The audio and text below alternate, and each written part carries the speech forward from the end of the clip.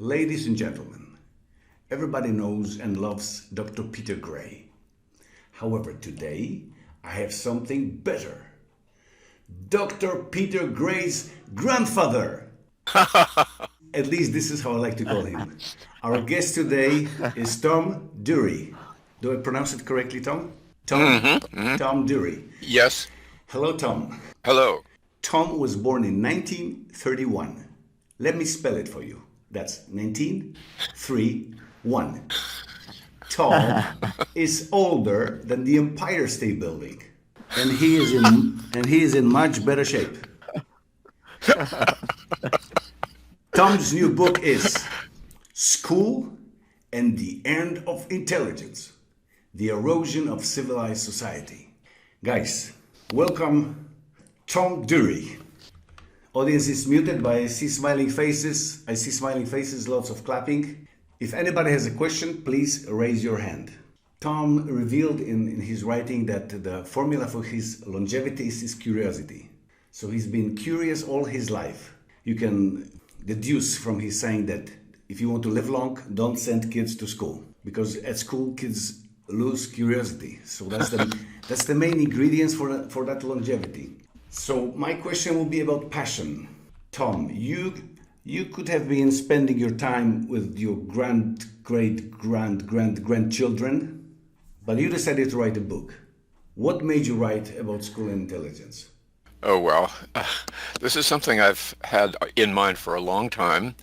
Um, I guess, well, I went to Prescott College in Arizona in around 2000, 1999, 2000, and I got a master's degree in counseling psychology, which I was interested in at the time. And my faculty advisor said, "Oh, you may want to write a book."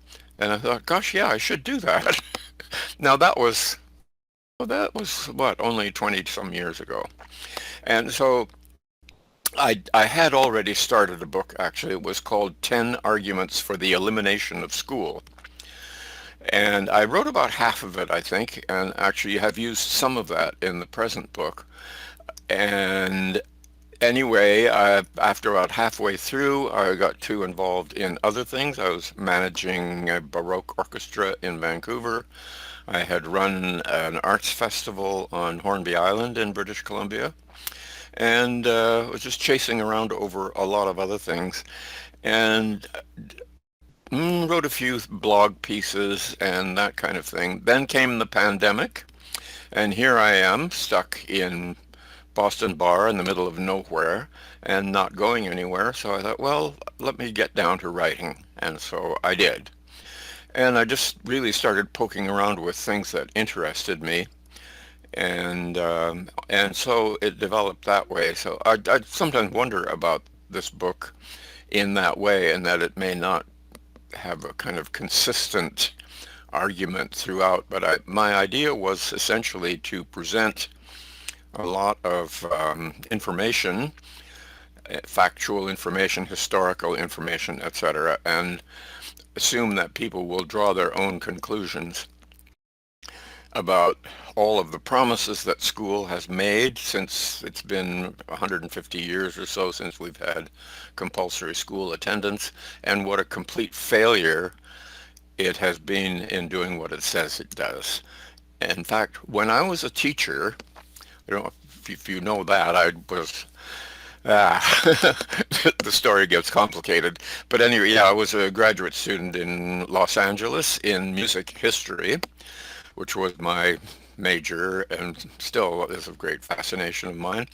And my we well, my wife became pregnant, and I guess it was kind of on purpose. But then obviously I had to be the one to make the money, so I got a job as a teacher. It was very, very easy. This was 1956, I guess. There was a great teacher shortage, so I took one stupid course for one summer and then became a teacher. And it didn't take long to realize, wait a minute, this school system is a disaster. It does not do, it's really not, doesn't really educate or inform or anything else.